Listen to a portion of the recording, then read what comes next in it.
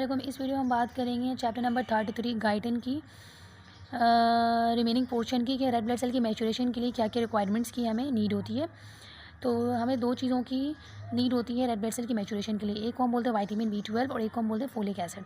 इन दोनों चीज़ों की रिक्वायरमेंट क्यों होती है और अगर ये ना हो तो उससे क्या इफ़ेक्ट होगा, तो ये हमें पढ़ना है। तो हम देख लेते हैं कि specially important for the final maturation of RBC दो टू इंपॉर्टेंट वाइटामिन होते हैं। एक को हम बोलते हैं विटामिन B12, एक को हम बोलते हैं फोलिक एसिड। ये दोनों वाइटामिन इसेंशियल हैं डीएनए के सिंथेसिस के लिए। अगर हम थोड़ा और डिटेल में जाएँ तो डीएनए के अंदर होगा न्यूक्लियोटाइड और न्यूक्लियोटाइड के अंदर होगा नाइट्रोजनस बेस।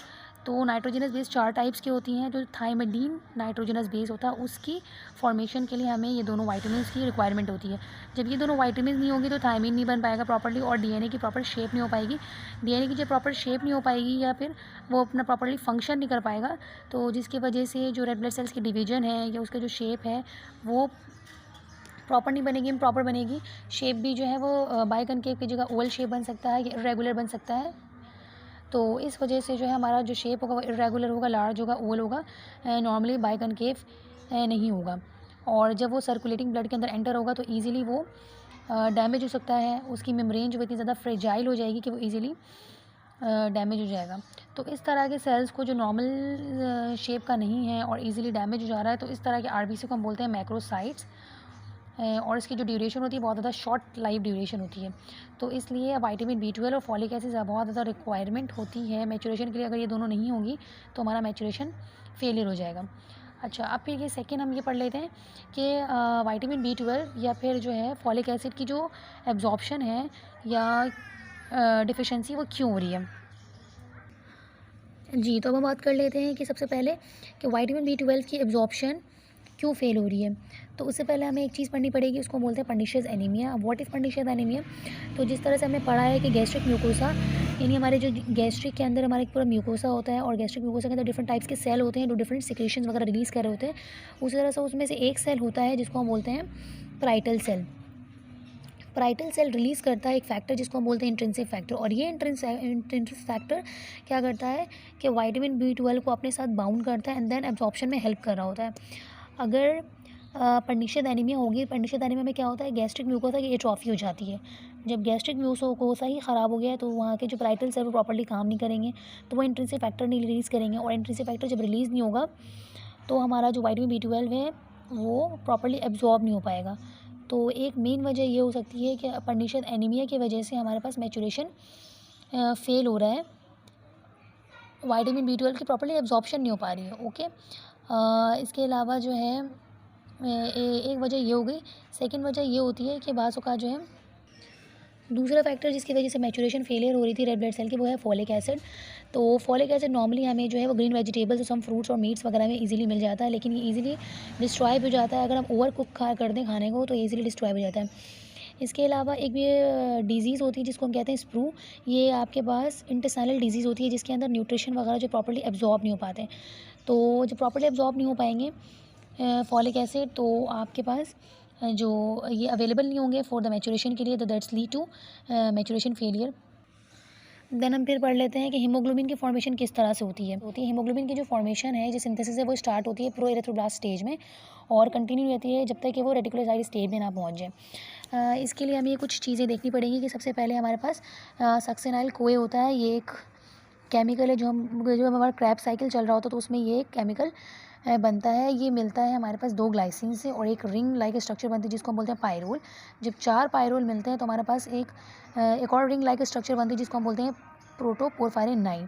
प्रोटोपोरफायरिन 9 से जब आयरन मिलता है तो हमारे पास बनती है हीम। और जब हीम में हमारा एक प्रोटीन यानी पॉलीपेप्टाइड चेन मिलती है तो उसको हम बोलते हैं हीमोग्लोबिन चेन बन गई। अब वो पॉलीपेप्टाइड चेन के ऊपर होती है कि वो अल्फ़ा टाइप है या बीटा टाइप है, तो इसलिए हम अल्फ़ा और बीटा, तो नॉर्मली 2 अल्फ़ा और 2 बीटा चेन्स जब मिलेंगी तो हमारे पास हीमोग्लोबिन ए बन जाएगा। ए फॉर अडल्ट है। अच्छा, तो हम ये थोड़ा हीमोग्लोबिन के स्ट्रक्चर को थोड़ा डिस्कस कर लेते हैं कि ये आपके पास जो है ना 4 हीमोग्लोबिन के चेन है, ठीक है। बेसिकली यहाँ पर 4 आयरन के एटम लगे हुए हैं और ये दोनों जो है ना, ये दोनों अल्फ़ा ग्लोबिन चेन है, ये दोनों बीटा ग्लोबिन चेन है और इसमें 4 आयरन के एटम लगे हुए हैं और हर आयरन का एटम जो वो एक ऑक्सीजन का मॉलिक्यूल कैरी करेगा। तो अगर मैं ये बोलना चाहूँ तो एक हीमोग्लोबिन का मॉलिक्यूल, ये पूरा एक हीमोग्लोबिन का मॉलिक्यूल है जिसके अंदर 4 हीमोग्लोबिन के चेन है, ठीक है। बेसिकली 4 चेन है और हर आयरन के एटम 4 आयरन के एटम वो 8 ऑक्सीजन का मॉलिक्यूल कैरी करेगा। जिस तरह ये एक ऑक्सीजन का मॉलिक्यूल कैरी करेगा, ये एक ऑक्सीजन के मॉलिक्यूल को कैरी करेगा। तो इस तरह से जो टोटल है यहाँ पर लिखा हुआ है कि 4 haemoglobin chain in each haemoglobin molecule and 1 finds 4 iron atom, और 4 आयरन का एटम जो है वो ऑलमोस्ट लूजली बाउंड होगा एक ऑक्सीजन के मॉलिक्यूल से। तो इस तरह से टोटल हमारे पास 8 ऑक्सीजन के एटम को कैरी किया जाएगा। ओके, इसके अलावा जो है वो चेन्स के ऊपर हम अगर डिफाइन करना चाहें तो चेन्स के ऊपर जो है ना वो alpha chains, beta chains, gamma chain और डेल्टा चेन्स हो सकती है। ठीक है, जो नॉर्मली हमारा जो हीमोग्लोबिन के अंदर, जो अडल्ट हीमोग्लोबिन के अंदर जो चेन मिलता है वो 2 अल्फ़ा एंड 2 बीटा होता है, जिसको हम हीमोग्लोबिन ए बोलते हैं। ओके, देन आपके पास जो हीमोग्लोबिन के अंदर जो चेन होती है ना, वही डिसाइड करती है कि ऑक्सीजन की एफिनिटी कितनी है। अगर हीमोग्लोबिन के अंदर 2 अल्फ़ा और 2 बीटा चेन है तो ऑक्सीजन की जो एबिलिटी है, ऑक्सीजन की एफिनिटी है कैरी करने की बहुत अच्छी है। लेकिन अगर हीमोग्लोबिन की चेन हैं वो अगर 2 अल्फ़ा या 2 बीटा के अलावा है, गामा है, डेल्टा है, कुछ और है, कोई और चेन है, तो हो सकता है कि उससे फ़र्क पड़े ऑक्सीजन कैरिंग कैपेसिटी में हीमोग्लोबिन की। जैसे यहाँ पर एक बीमारी का जिक्र है जिसको हम कह रहे हैं सिकल सेल एनीमिया। जैसे फॉर एग्जांपल ये यहाँ पर मैंने लिखा है, ये हीमोग्लोबिन ए है। ठीक है, हीमोग्लोबिन ए है, ये इसका ये पूरी चेन बनी हुई। ठीक है, और ये मैंने हीमोग्लोबिन एस बना दी, यानी सिकल सेल बंदे का हीमोग्लोबिन, और ये एक नॉर्मल अडल्ट एक नॉर्मल बंदे का हीमोग्लोबिन है। तो इसके अंदर ये होगा कि कार्बन नंबर 6 यानी अमाइनो एसिड नंबर 6 पे जो ग्लूटामिक एसिड है। ठीक है, अब हमने बोला 2 चेंज होंगी, अल्फा चेंज होगी, बीटा चेंज होगी। बीटा चेंज में थोड़ी बहुत ख़राबी आ गई है, एक अमाइनो एसिड यहाँ से ग्लूटामिक एसिड जो है वो रिप्लेस हो गया है। ग्लूटामिक एसिड की जगह पे क्या आ गया है, बीटा चेन में वेलिन आ गया है। ठीक है, तो जिसकी वजह से एक अमाइनो एसिड के चेंज होने की वजह से ये पूरा जो बीटा चेंज है ये प्रॉपर्ली जो है ना काम नहीं करेगा। किस तरह से काम नहीं करेगा, जब भी नॉर्मल तो ये ऑक्सीजन को कैरी करके लेके जाएगा, लेकिन जब भी ऑक्सीजन का जो कंसनट्रेशन है वो कम होगी तो ये जो इसकी जो शेप है वो क्या हो जाएगी, क्रिस्टल शेप हो जाएगी, सिकल शेप हो जाएगी, जिसकी वजह से जो रेड ब्लड सेल का जो खुद का शेप है वो भी सिकल शेप हो जाएगा, ये क्रिस्टल शेप हो जाएगा।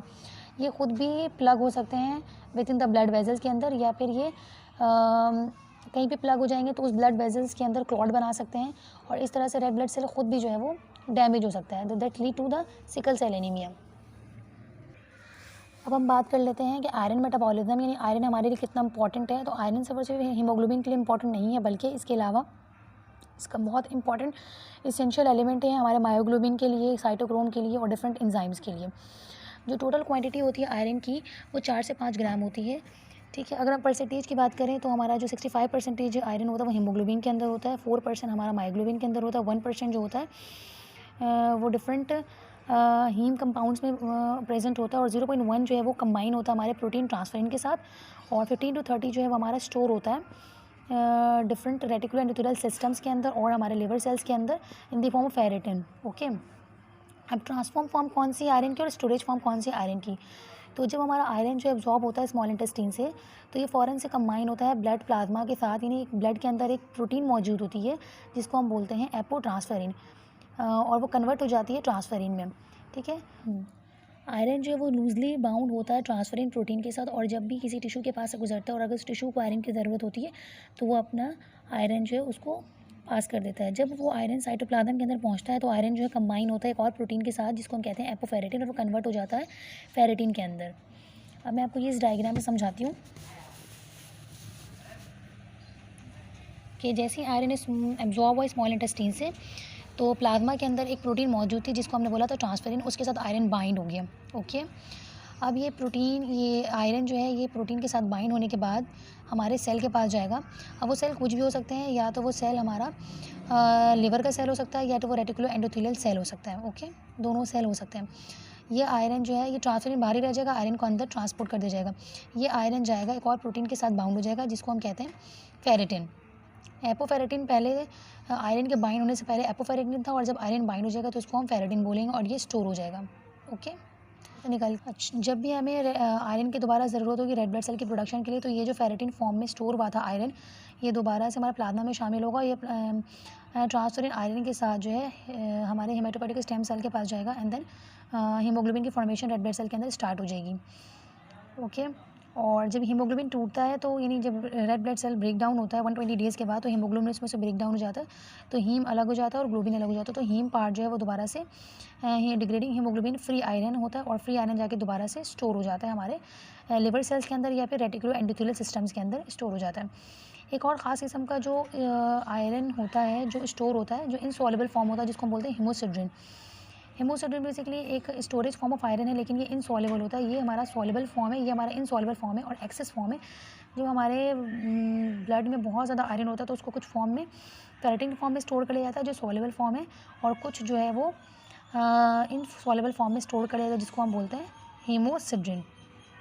इस पर ट्रांसफेरिन मॉलिक्यूल की ये हमारे सेल मेम्ब्रेन के साथ, जो इरेथ्रोब्लास्ट का जो सेल मेम्ब्रेन होता है, उसके सेल मेम्ब्रेन के साथ उसके सेल मेम्ब्रेन के रिसेप्टर के साथ बहुत ही स्ट्रांगली बाइंड हो जाता है।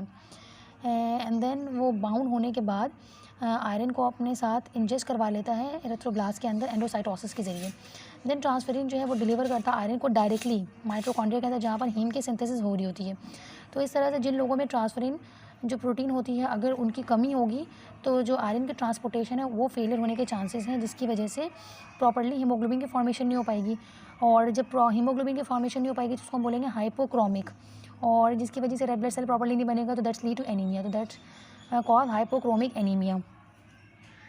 अच्छा, अब हम बात कर लेते हैं डेली लॉस ऑफ आयरन की। तो हमारा जो नॉर्मल मैन होता है वो एक्सीड करता है 0.6 mg of iron each day, normally into his faces में वो एक्सीड आउट करता है। जबकि अगर मैं नॉर्मल वुमेन की बात करूं तो नॉर्मल वुमेन जो है वो 1.3 mg पर डे जो वो आयरन लॉस करती है, क्योंकि उनके अंदर मेंस्ट्रुअल साइकिल की वजह से ज़्यादा लॉस हो रहा होता है। ओके, अब हम बात कर लेते हैं कि भाई रेड ब्लड सेल की जो लाइफ स्पैन होती है 120 डेज़ की होती है। तो जो मेच्योर आरबीसी होता है उसके अंदर न्यूक्लियस, माइटोकॉन्ड्रिया, एंडोप्लाज्मिक रेटिकुलम कुछ भी नहीं होता और ना ही, लेकिन इनके पास कुछ साइटोप्लाज्म के अंदर एंजाइम्स प्रेजेंट होते हैं जो इनको इस काबिल बनाते हैं कि जो ग्लूकोज को तोड़ते हैं और स्मॉल अमाउंट में एटीपी वगैरह प्रोड्यूस करते हैं। इसके अलावा जो एंजाइम्स होते हैं वो सेल मेम्ब्रेन को फ्लेक्सिबल रखते हैं। इसके अलावा मेम्ब्रेन के अंदर जो ट्रांसपोर्टेशन होती है उसको मेंटेन करके रखते हैं। आयरन को फेरस फॉर्म में, वो आयरन जो हीमोग्लोबिन के पास है उसको फेरस फॉर्म में रखते हैं, फेरिक फॉर्म में कन्वर्ट नहीं होने दें। इसके अलावा जो प्रोटीन मौजूद होती हैं उसको ऑक्सीडेशन होने से प्रिवेंट करते हैं। लेकिन जब the RBC membrane become fragile, अब आहिस्ता आहिस्ता जब क्या होगा, ये एंजाइम्स की कंसंट्रेशन ख़त्म होने लगेगी, ये एंजाइम्स ख़त्म होने लगेंगे, तो जो आरबीसी की जो मेम्ब्रेन थी वो फ्रेजाइल हो जाएगी, और वो जब वो टाइट स्पॉट से गुजरेगा तो ईजिली डैमेज हो सकता है, और इस तरह से वो स्प्लीन के अंदर जब गुजरता है तो उसकी सेल्फ डिस्ट्रक्शन शुरू हो जाती है। और अगर हम स्प्लीन को पहले ही रिमूव कर देंगे किसी पेशेंट का, तो जो नंबर ऑफ़ ओल्ड आरबीसी है, एबनॉर्मल आरबीसी जो है वो ब्लड के अंदर इंक्रीज़ होते जाएंगे। अब हम थोड़ी बात कर लेते हैं कि हीमोग्लोबिन की डिस्ट्रक्शन जो होती है वो किसके ज़रिए से होती है। जब हमारा red blood cell break down हो जाता है तो उसके अंदर से हीमोग्लोबिन रिलीज़ होता है, और वो हीमोग्लोबिन को फैगोसाइटाइज करते हैं हमारे मैक्रोफेजेस, तो जो डिफरेंट बॉडी के टिश्यूज़ के अंदर प्रेजेंट होते हैं। तो स्पेशली यहाँ पर हम बात करें लिवर सेल्स की, मैक्रोफेजेस की, जिसको हम कफ़र सेल बोलते हैं, और स्प्लीन और बोन मैरो के मैक्रोफेजेस की। कुछ घंटों के बाद ये मैक्रोफेजेस क्या करते हैं कि हीमोग्लोबिन को जब उन्होंने इंगल्फ कर लिया तो वहाँ से आयरन निकालेंगे, और आयरन जो है वो दोबारा से ट्रांसफेरिन के साथ बाइंड होकर न्यू आरबीसी के प्रोडक्शन के लिए वापस चला जाएगा। ओके, लेकिन जो पोरफायरिन पोर्शन है हीमोग्लोबिन का, वो जो है वो कन्वर्ट हो जाएगा एक पूरा सीरीज ऑफ स्टेजेस के जरिए इनटू द बाइल पिगमेंट, जिसको हम बिलिरुबिन और बिलिवर्डिन बोलते हैं। और ये जो है वो कुछ वक्त के बाद जो है लिवर के थ्रू बाइल के अंदर सिक्रीट होगा, और हमारे यूरिन में और हमारे फेसेस में ये इस मटेरियल के फॉर्म में निकाल दिया जाएगा।